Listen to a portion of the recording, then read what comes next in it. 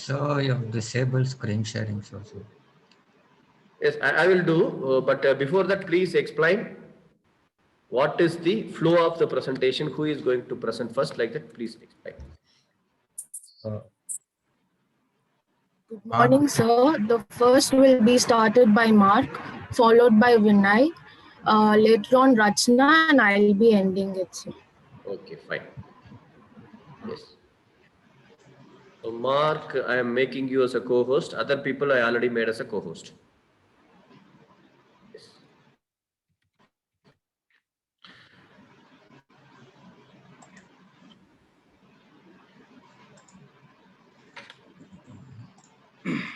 So good morning, sir. Morning. This is Mark on behalf of Team 2. So the topic given to us is Economic Institutions and Agreements, IMF and UNCTAD. So me and Vinay will be talking about IMF and the other two will be speaking about UNCTAD, sir. So to begin with, what is international? These two are owned and directed by the governments of the member nations. Almost every country on the earth is a member of these institutions. Both are concerned with themselves, with their economic issues, and they are also focused on broadening and strengthening the economies of their member nations. It has its headquarters in Washington, D.C., USA, and it also shares joint task forces, sessions, and research efforts. And despite these similarities, the bank and IMF, they both are distinct. They are unique in their own way. Their main difference is that the bank is primarily a development institution. IMF is a cooperative institution that seeks to maintain an orderly system of payments and receipts between nations. And both have a different purpose, a distinct structure, and they receive their funding from different sources, assist different categories of members, and strive to achieve different goals through methods peculiar to them or their own selves. So moving on to the history, the architects of Bretton Woods Agreement, John Keynes and Harry Dexter White, they had a vision that they had a vision to create an institution that would oversee international monetary system, exchange rates, international payments, in order to enable countries and their citizens to buy goods and services from each other. So they expected that this particular goal entity would ensure exchange rate stability and encourage its member countries to eliminate the exchange restrictions during trade. And IMF came into existence in the year 1945 in December, and it almost has a total of 29 countries. And in 1947, the institution first formally started operating. The French became the first country to become a part of the IMF. Over the next 30 years, many more countries joined the IMF, including some African countries during the late 1960s. And Russia was also placed in the IMF's executive committee. And overall, as of today, there are 187 particular countries that are there in the IMF. So moving on to the major activities that IMF conducts, first is surveillance. The IMF collects a lot of data with regard to national economies, international trade, and global economy in aggregate. The organization also provides regulatory updated economic forecasts on the data that it has collected.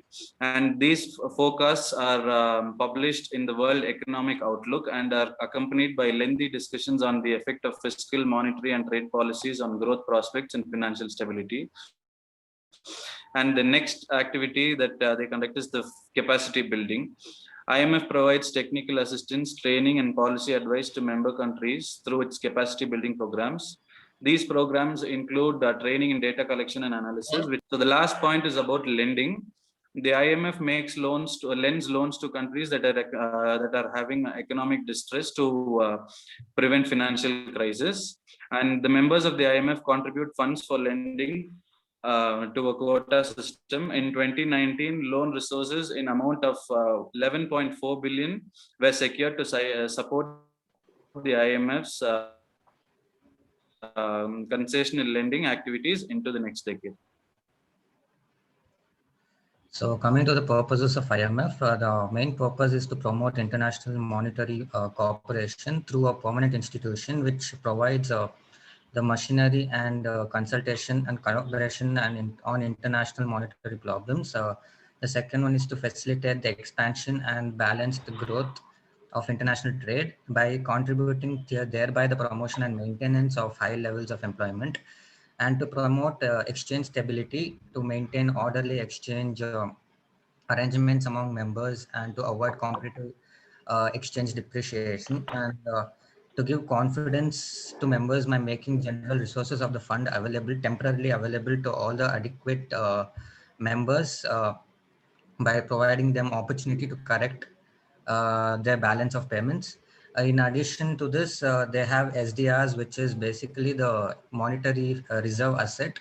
SDRs were created in 1969 when the members protested that uh, the resources were only in US dollars. And now when the SDRs is basically referred to as the monetary fund, their own currency, they have a weightage of four most biggest members, that is the US currency, Euros, European currency, Japanese and British.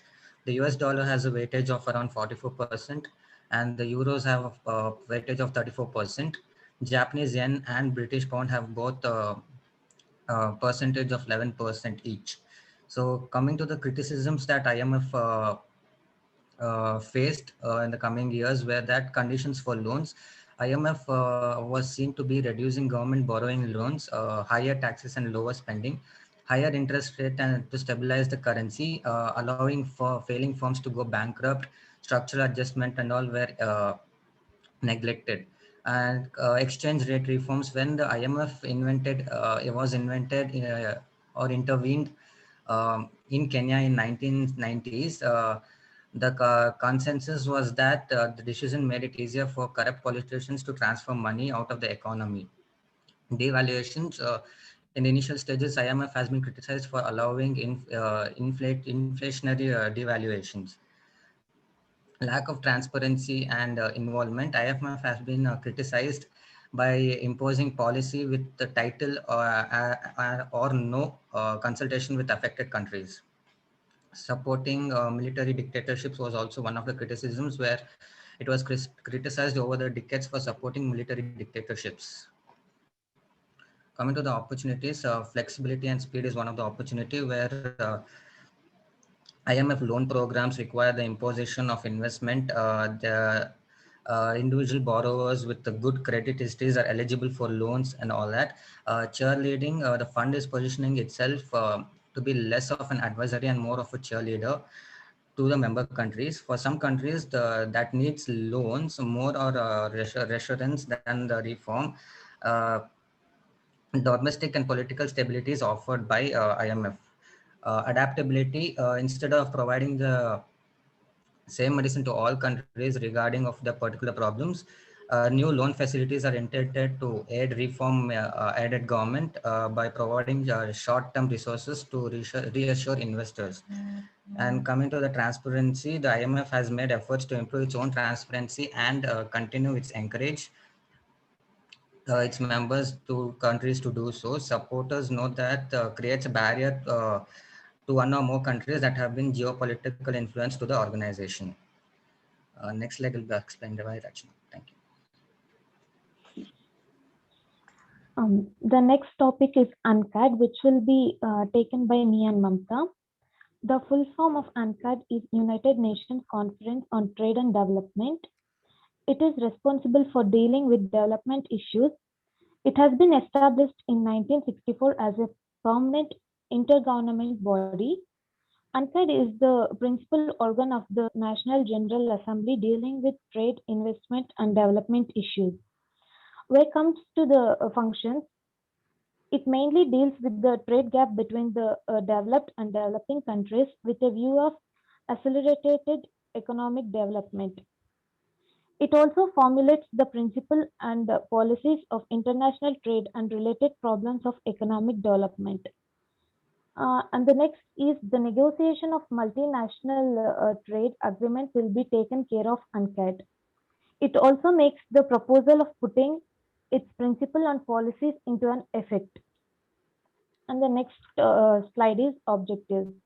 The primary objectives of UNCTAD is to formulate policies relating to all aspects of development, including trade, investment, development, and opportunities. It makes and review and also facilitates the coordination of activities over there. It creates and center for harmonious trade between the countries in development policies of government. It also undertakes many research policies, policy analysis and data collection of the different countries. And the next will be explained by Mamta.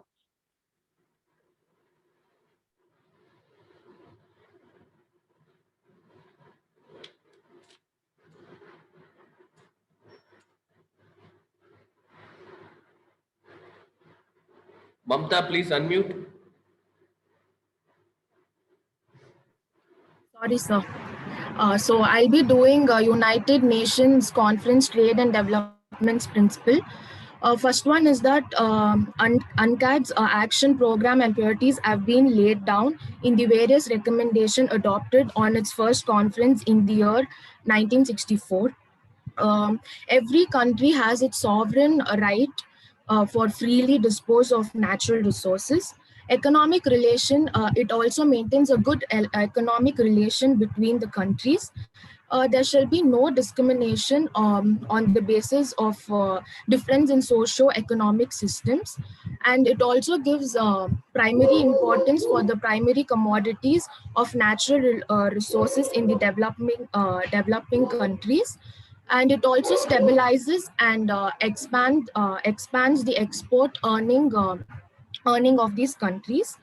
Next, I'll be talking about the role of United Nations Conference Trade and Development. The roles that is followed by this. Sorry, sir. The roles that is followed by this United Nations is that despite the debates and disagreements, they play a very important role in making preferences, in making shipping code, and also special international programs have been held for the developed and also the developing countries. It also makes an international aid targets. During the breakdown of Bretton Woods system, oil prices shocks, inflation and accumulation was also in depth.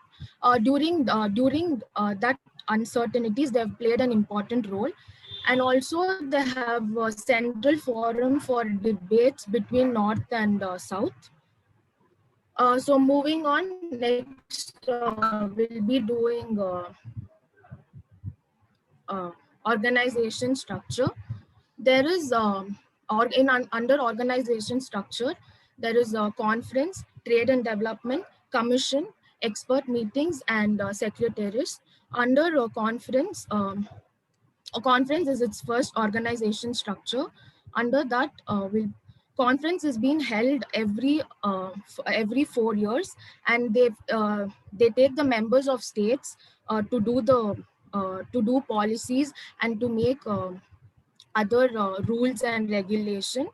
The conference is the subsidiary organ of United Nations General Assembly. The conference serves as a political function too. Next is trade and development. Trade and development is held every thrice a year. So here they take the state members and they also include governmental and non-governmental organization to observe what is been happening in the meetings. Next, we move on to commissions. Commission is divided into three. First one is commission on trade in goods and services and commodities. The commission on investment, technology, and related financial issues. And next one is commission on enterprise, business, facilitation and development. So what does commission does is it makes all alteration regarding science, technology, and provides other services as to how it has to be done. Next one is expert meeting.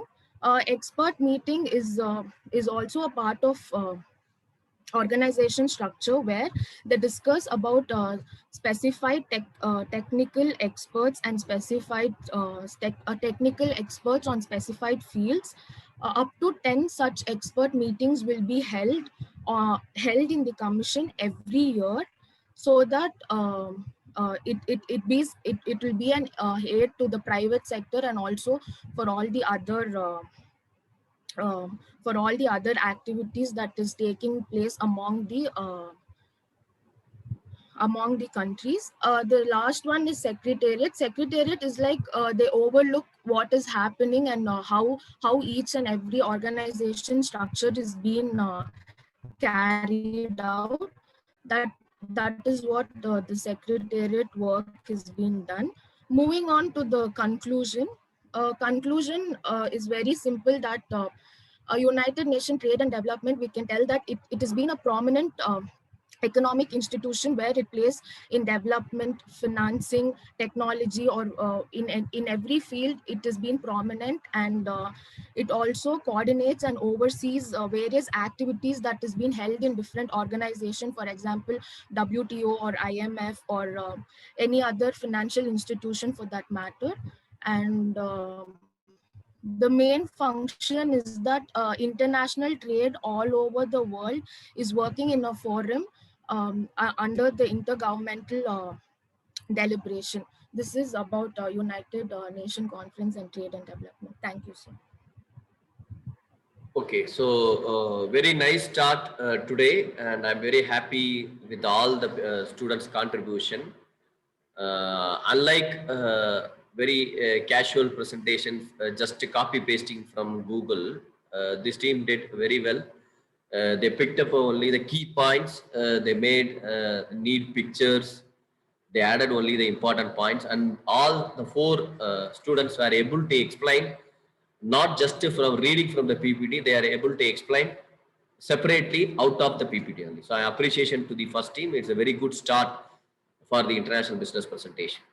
And only one question, any members from the team can answer.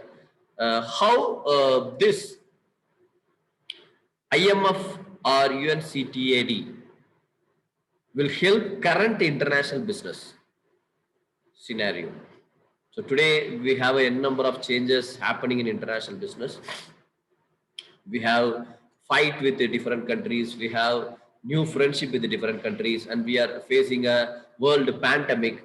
At this situation, do you feel this IMF or UNCTAD have any impact in the international business for any countries? So these help in having harmony among different countries because they have certain rules and regulations that cannot be broken. So different country means, can you please state some example? I'm asking for a recent example or recent news. Suppose like there was China and USA's trade conflicts when it was in Trump's rule, that then the only the company which was aggregated was the what was that company called? Huawei, and not other Chinese companies were infected by it or affected by it. So there are certain policies which help the nation to prosper their trade and developments. Okay, okay. Thank you, team. So you can sign off. Thank you, sir. And thank you. So instructions to forthcoming teams. Please understand that the entire third unit will be covered by all this. India, like the geographical area, all the geographical area through which we can connect. And there are other trade blocs like the NAFTA. The NAFTA is a North American Free Trade Area where we have the Canada, the Mexico, the USA. So these are some of the trade blocs that is available, and different types of trade blocs like South Asian belongs to the Free Trade Area. The NAFTA belongs to the Free Trade Area. The different types will be addressed by Midun. Moving on to the features of trade bloc. The trade bloc is voluntary in nature. Voluntary because there is a voluntary exchange of goods that can happen. So mutual negotiation. So negotiation is nothing but when we have two or more states or countries who sit together, like an interactive process of two or more countries who negotiate, and the parties, they seek to find a common ground on issues because of a mutual interest. That is when mutual negotiation happens. So regional in character because a group of countries within a geographical area, they protect themselves from the import of other members. So they belong to the particular geographical area. the division based on political consideration. These the trade blocks, they define, or they are based on geographical location, they're based on the political, they affect the cultural, they are based on the cultural factors also, the political, the security, the climate, and other issues also affect these trade blocks. Existence based on usefulness. So when we are creating a trade block between the countries, there should be something useful, like we cannot connect to a country where we do not have an import or export. We should be connecting to the country based on the need of the country. So existence based on usefulness. These are some of the features. Moving on to objectives of trade blocks. So why is trade blocks into existence? Because when we have a trade barrier between countries, so to make a trade barriers easier, so reduction of trade barriers among the member countries. So member countries, as I've told, based on the geographical area, the member countries are formed. So maintaining better relations among the countries for the trade, imposing barriers on non-member countries. So non-member countries is like when like particular countries like Afghanistan is not a part of the NAFTA, that is the North American Free Trade Area. So they have different rules, or they have different trade barriers when compared to the members of the same trade group. So promoting free transfer of labor, capital, and other factors. And collective bargaining. Collective bargaining is nothing but when we have like a process in which different people, like working people, like they connect to the different unions, they connect to the different unions when you negotiate contracts. All that becomes a part of the collective bargaining. And assisting the member countries, so assisting their own member countries which belong to the particular trade bloc. The types will be explained by Mithun. Teams, please manage the time, because we have another team has to present. You have only 10 more minutes. My topic is types of trade blocks. First one is preferential trading area.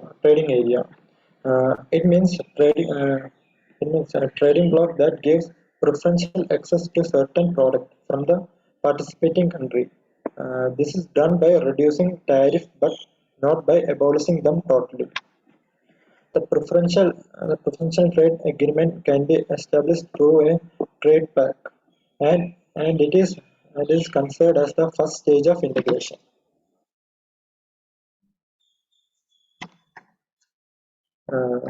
Next type is free trade area. Free trade area is a region encompassing a trade bloc whose member country has signed a free trade agreement. Such agreement involves cooperation between at least two countries to reduce their trade barriers. Import costs and tariff to increase the trade of goods and services with each other. Next one is custom union. Custom union, it's the type of bloc which is composed of free trade area with a common external tariff. The custom union is considered as third stage of economic integration. These are established through the trade pact between the participating country of trade bloc. The participating nations set up common external trade policy, but in this case, they may use different impact codes.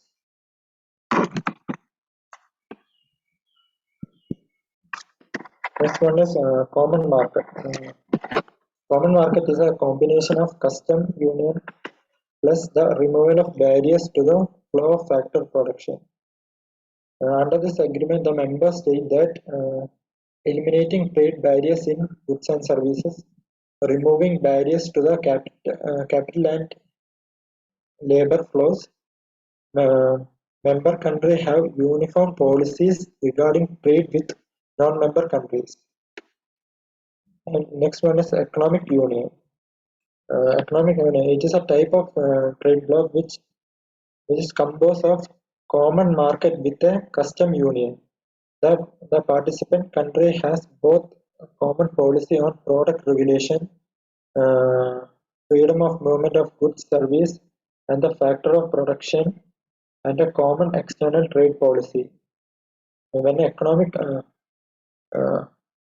when economic union involves unifying currency, it becomes an economic and monetary union. And the purpose of this establishment of economic union normally include increasing economic efficiency and establishing closer political and cultural ties between the member countries. Thank you.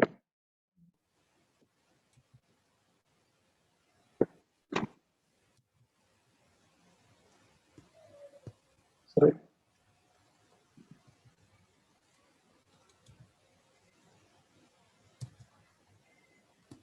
Who is next? I'm doing next. The slide is not moving.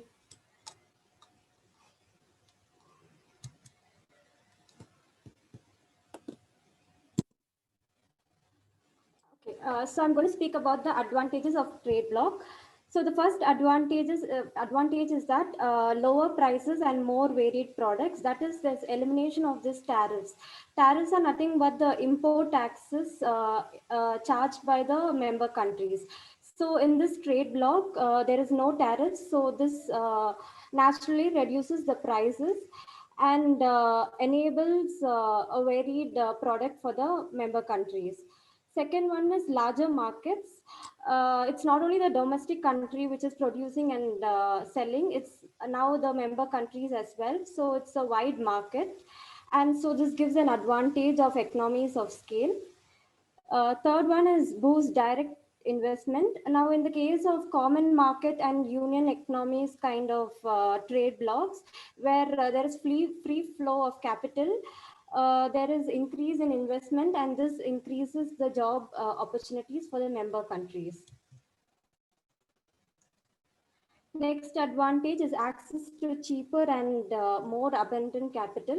That is, other member countries can make use of the financial markets of the financial member countries. So this is an advantage. The next one is encourage specialization. Each member country can focus on their specialized goods and can trade in among the member countries. And the next one is decrease monopoly power and competition increases. Now there are many countries operating, so there is no monopoly. There is free flow of goods and services, and the competition increases, which enables or which forces the companies to be more innovative. The next advantage is positive effect on knowledge abundance and technology transfer in the kind of common market and economic union kind of trade bloc where capital and labor freely moves. Now there is transfer of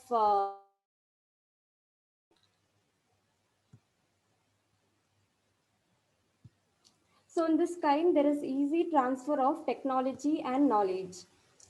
The next one is better quality of intermediate inputs.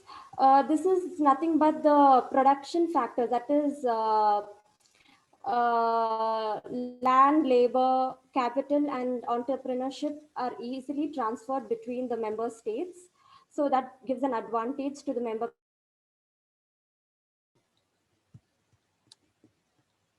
The next one is minimize the potential for conflicts among members, because before they were competing companies, now they are one member country. So it gives an advantage to have a mutual policies which favor them.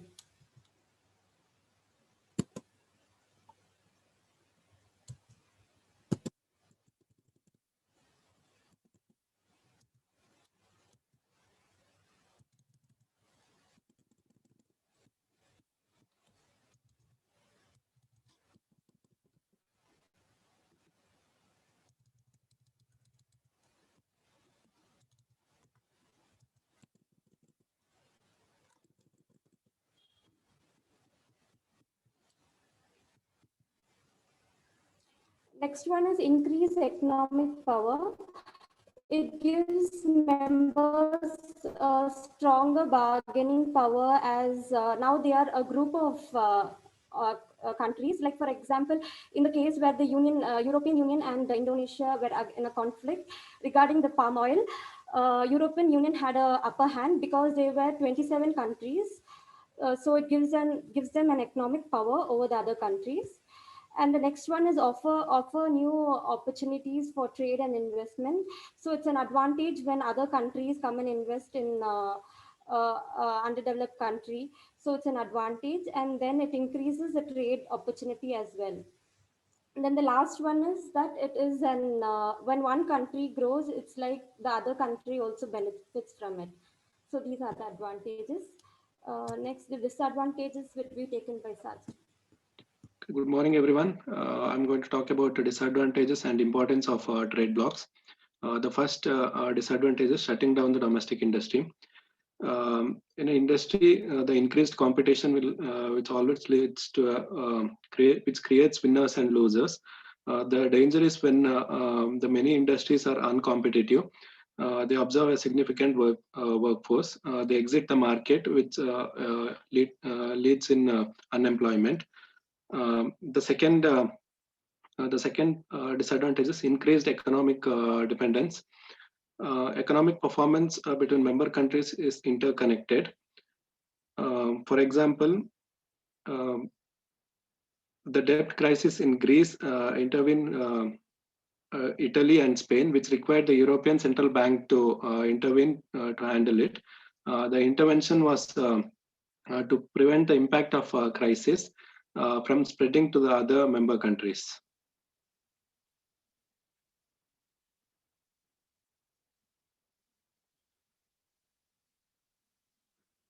Next point. Shruti.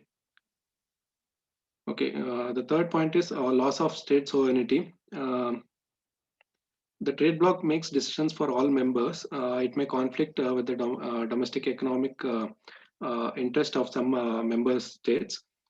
It will be favoring member countries with a more significant size of the economy. The next point is bring up the trade diversion. The inefficient firms within the trade bloc can still survive and are protected from competition from more efficient firms outside the bloc. The next point is retaliation from non-member countries. To protect their economies, they're likely to form new trade blocs to defend their positions. The importance of trade blocs are economic integration. The trade blocs have resulted in economic integration. It represents various forms of economic integration in a region like SAARC, OPEC, ASEAN, and EU, etc. Trading blocs unfires different independent economics and bring the nations closer.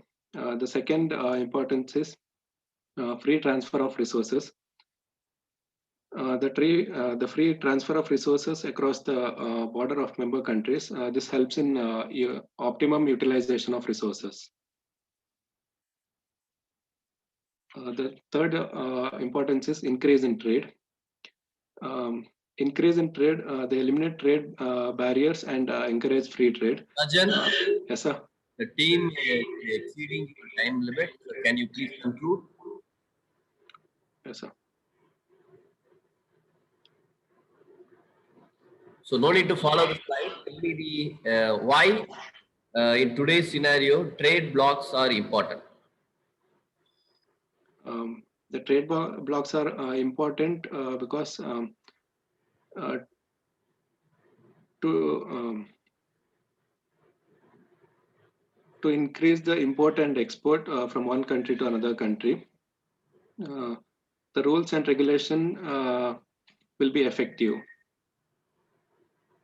Okay, so you want to say that trade blocks are only for the export and import?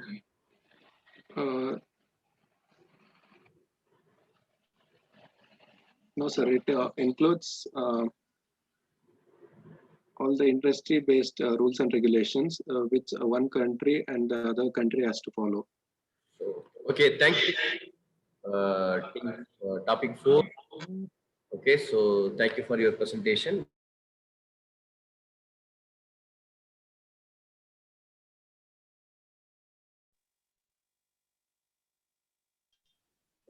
Sir, you are on mute, sir. Students, next we can, the team, topic 4 team completed. Only the thing they are unable to manage the time. Okay, so that the surgeon is losing an opportunity to discuss. Okay, so I request further teams to manage your time. Maximum of 15 minutes. The 5 members mean please 3 minutes. And please brief on the point. Your PPT can be elaborate. As I told, the PPT can be with more points, more pictures, more diagrams, more example. But your final presentation has to be crisp. If there is 3 person, mean you can take 5 minutes. If there is only 5 members, mean each one can take only 3 minutes. Maximum 15 to 20 minutes only we can allot. Okay, so next we are moving to the next team with the topic 5. Yes. So please all switch off your videos so that I can make you post. Okay. Lyndon, Shruti, Sharon. Sir, Madhu will be doing in the next. Yes. That will be taken care. No problem. Yes. Please proceed, team. We will be taking 5 to 6 minutes extra from our class time. So kindly others cooperate to complete the presentation.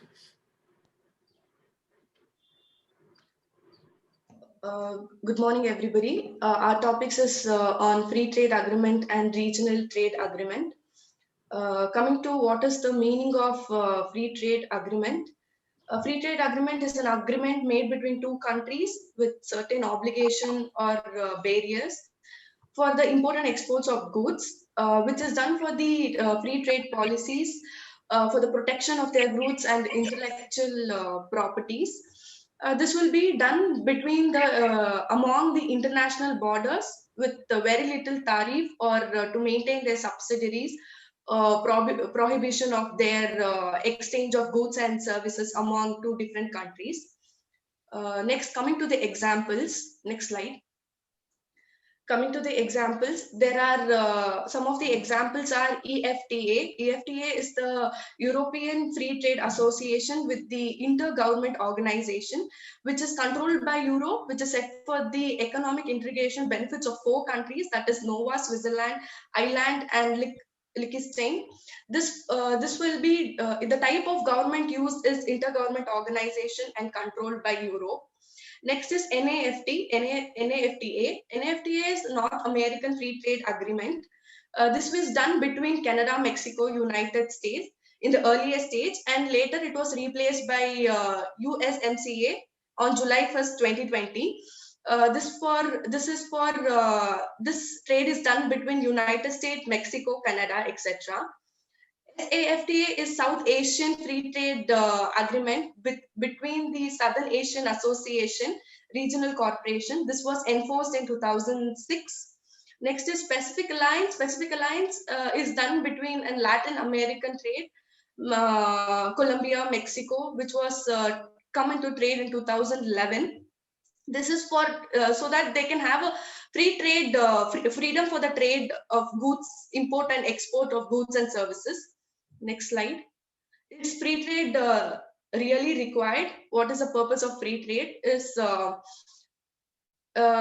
free trade will help in reduction or elimination of tariffs or some subsidies to import and exports of goods, or some intellectual property, protection of some intellectual property also. It will help in standardizing the products, like some domestic companies can't come into a new market existence because of foreign competition of foreign companies. This will also increase in GDP or in invention or inviting of new investments to the market. Selling of government subsidies or mostly service-based company will reduce, so that they can impose on only certain amount of local firms, so they can also compete with the global market. So that free trade agreement is really essential. Next slide. Coming to the advantages and disadvantages. What are the advantages of free trade agreement is? Free trade agreement will increase the growth of an economy. This is free trade agreement can increase the economy's growth in smaller and huger manner. A small example is in the recent times, US International Trade Commission estimated that US economic growth increased from 0.1% to 0.5% a year. This is because of free trade agreement. How it helps in business climate is when without free trade agreement, the countries cannot protect their domestic industry, so that some business cannot come into competition of a global market. If free trade agreement is imposed on the between two countries, it helps in the motivation of the global competition also. How it impacts on the government is they spend lower amount of spendings on recent funds. They only focus on the funds which helps in the betterment of their economy, or funds that helps in increasing their growth, establishment of the company, or which helps in profit earning. One more thing is foreign, how it affects on the foreign direct investment is they can add on to their capital thing. They can expand their local industry, so that they can also helps in boosting up the domestic business, so that all the business which are interested in participation or involvement in the global trade can also participate in competition with the help of free trade agreement. And also global company have more expertise of domestic company, especially something like mining, oil drilling, manufacturing. When these free trade agreement can impose, global firms can also access business opportunity with the multinational partners, so that they can collateral with the local firms, or development with the resource method for the better opportunity or practice with the access with the new methods, or inventions with the local business. Coming to the technologies and transfer of local companies to have so that even the small firms, mining firms can have access to the new technology with collateral with multinational partners, so that job opportunity also includes, and even the local employees get trained by this. Next is disadvantages of. You are Yes, taking sir. the entire time. There are two more people out to present. Yes, sir. One more minute. Only the disadvantage. The disadvantages of free trade is there will be more job outsourcing in free trade, so that a certain percentage of tariff or imports of allowed to the company with the other countries also, not only with their countries. And this will also lead there will be no protection in the intellectual property, because the ideas and invention of one country can be stolen with the other countries also. There will be theft in the ideas and innovation. It all mostly affect the domestic countries, something like when small firms collateral with the multinational companies. A small example is farmers when have the agri-based collateral with the companies. Sometimes they won't be able to subsidize with the subsidiary which they give. This will result in lose of their farms, and they also look for the work in cities, and this lead to unemployment or some other crime in the organization. The last thing is this free trade agreement will not have any protection on the environment protection. This cause lot of pollution image also. Disease and deaths of the local people will also be led through free trade agreement. And this reduces the tax revenue. Something like very small countries struggle in replacing of their revenue or import and export of tariffs. Next will be continued by Clinton with benefits and importance of free trade agreement.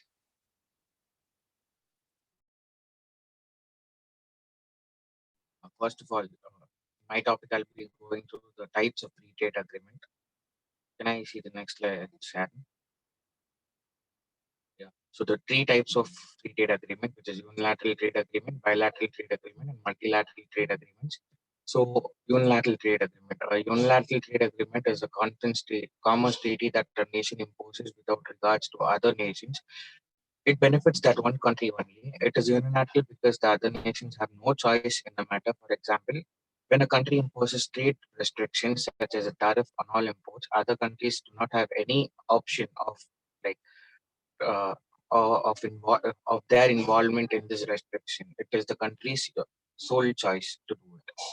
And the next is bilateral trade agreement. Bilateral trade agreements are agreements made between countries to promote trade and commerce. They eliminate trade barriers such as tariffs, import quotas, and export restraints in order to encourage trade and investment. And the next is multinational treaties. Multinational trade agreements are commerce treaties amongst three or more nations. These agreements reduce tariffs and make it easier for business to import and export. Since they are among many countries, they are difficult to negotiate, and hence these are the three types of free trade agreements. And the next slide. And yeah, the next topic is role of the WTO in free trade agreements. Move beyond the regional level, they would need help. At this point of time, the World Trade Organization steps in at the point to help these agreements in order to cooperate with the other nations. Yeah, in case of there's a bilateral agreement or a multinational agreement, it would need the help of WTO to enforce these agreements to the other nations as well. This international body helps negotiate and enforce global trade agreements. Since the WTO has power over most of the countries in the world, hence the WTO helps many countries to enforce their trade agreements in order to support business and encourage transactions in the country, in the world. The world almost received greater free trade from the NEAT round, known as the Doha Trade Agreement. If successful, Doha would have reduced tariffs across the board for all WTO members. The WTO currently enforces the General Agreement on Tariffs and Trade. So what it actually means is that WTO wanted to enforce Doha Trade Agreement, in which Doha would have reduced taxes or tariffs across the world for all the WTO members, the World Trade Organization members. So yes, Sharon, next slide.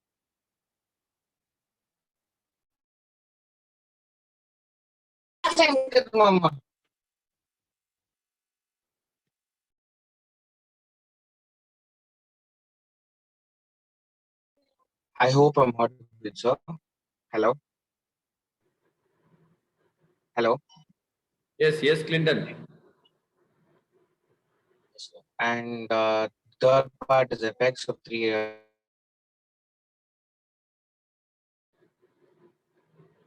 Clinton, please.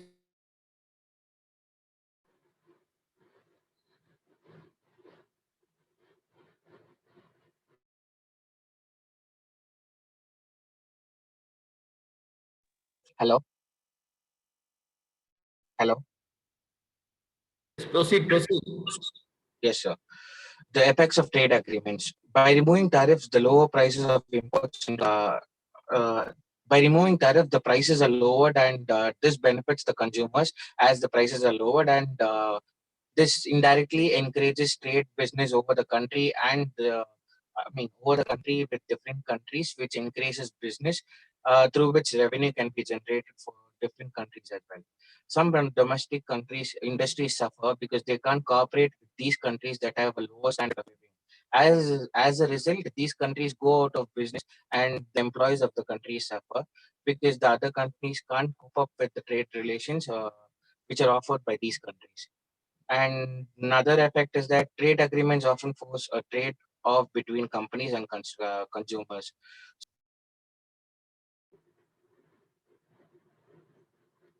Clinton, unmute.